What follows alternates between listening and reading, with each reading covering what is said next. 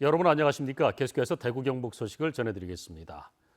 오늘 우리 지역은 맑은 가운데 무더운 날씨가 이어지겠습니다. 아침 최저기온은 포항이 26.7도, 영덕 25.9도로 열대야가 이어졌고 대구는 24.6도, 구미 22.6도, 안동 21.6도, 봉화 18.7도 등이었습니다.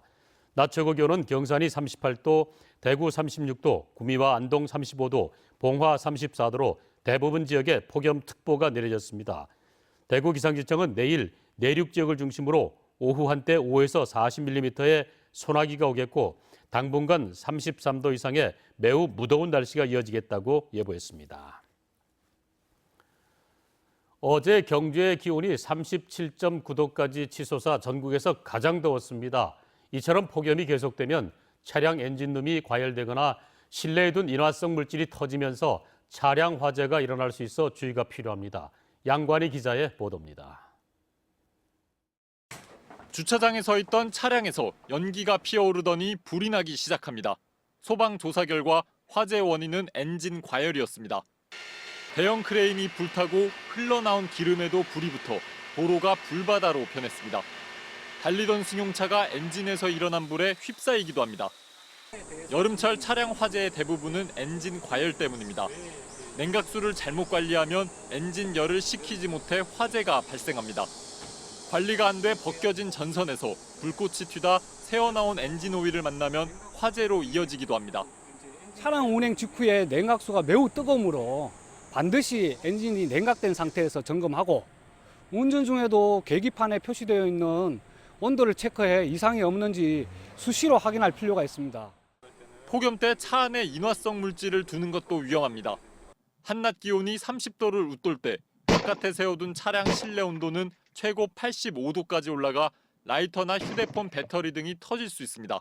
실제로 지난해 7월에는 휴대용 부탄가스 캔도 터지면서 주차된 화물차에서 불이 나기도 했습니다. 지난해 대구에서 발생한 차량 화재 가운데 35.2%가 여름에 일어났습니다.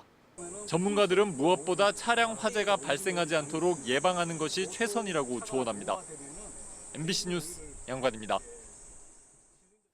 경상북도가 우박 피해를 입은 봉화, 영주, 안동 등 12개 시군에 예비비를 편성해 58억 원의 특별 영농비를 지원합니다. 특별 영농비는 지난 6월 1일 우박 피해를 입은 7,982농가에 중앙복구비로 지원되는 항목을 제외하고 각종 영농자재를 구입할 수 있도록 헥타르당 100만 원씩을 지원합니다.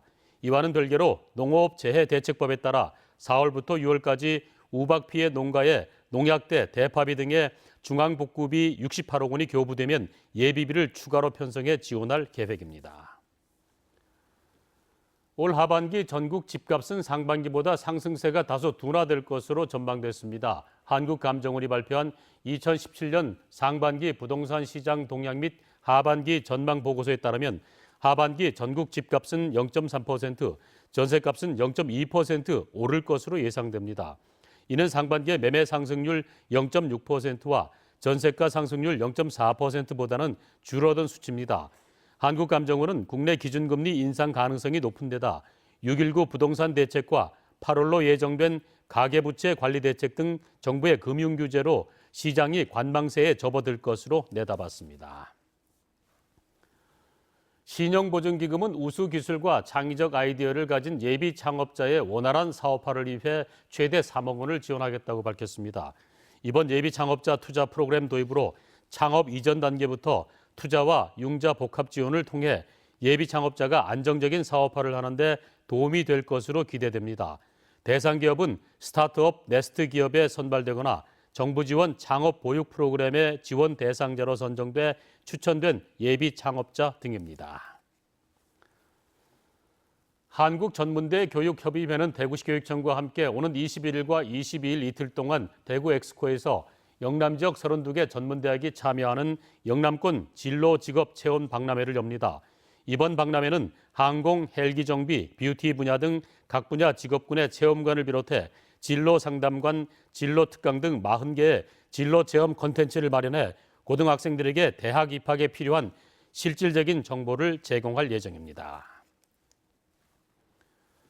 대구시는 매주 목요일 전문 상담위원이 소상공인을 찾아가 고충을 해결해주는 민생 현장 상담실을 운영합니다. 상담 내용은 임대차 계약과 세무, 고용, 노동, 지식재산권 등의 전문 분야와 홍보, 마케팅, 상품 개발 등 경영 선진화 분야 등이고 시설 현대화와 사회적 기업 설립 등도 상담해 줄 예정입니다. 상담을 원하는 소상공인은 대구 전통시장진흥재단에 신청하면 선착순으로 해당 지역이 선정되고 일반 시민들도 무료 상담이 가능합니다.